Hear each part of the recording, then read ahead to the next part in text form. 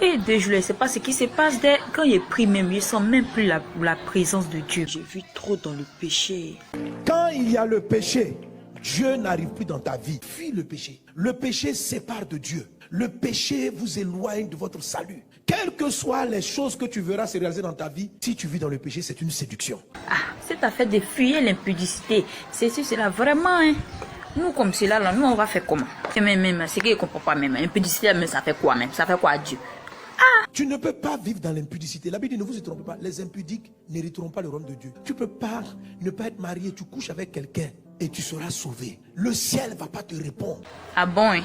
Informe-moi, Daddy. Le potentiel d'une personne est volé par les actes sexuels. Quand ce n'est pas ton conjoint, tu lui partages tes grâces. Proverbe chapitre 5. Les rapports sexuels sont le moment où il y a une fusion entre deux êtres. La Bible dit, vous devenez une seule chair. Il y a un transfert d'énergie extraordinaire entre deux personnes qui ont une intimité. C'est de ce tact-là que naît l'homme. Tu t'imagines?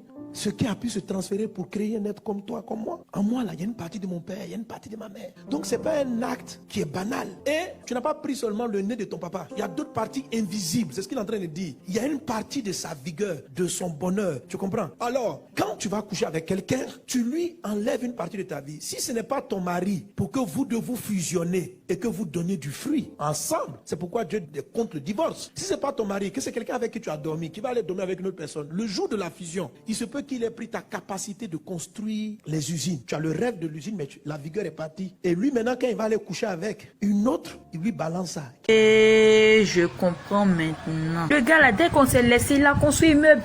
Ah, j'ai qu'il arrange Rover, il passe devant ma cour, même, me montrer même qu'il a une nouvelle voiture. Hey! C'est ta chance, ton bonheur qui est parti chez le voisin. Il passe devant moi et ça, genre comme si c'est moi, il le portait la poisse avant. Ja! C'est ton immeuble. En couchant avec lui, tu lui as donné ta capacité de bâtir.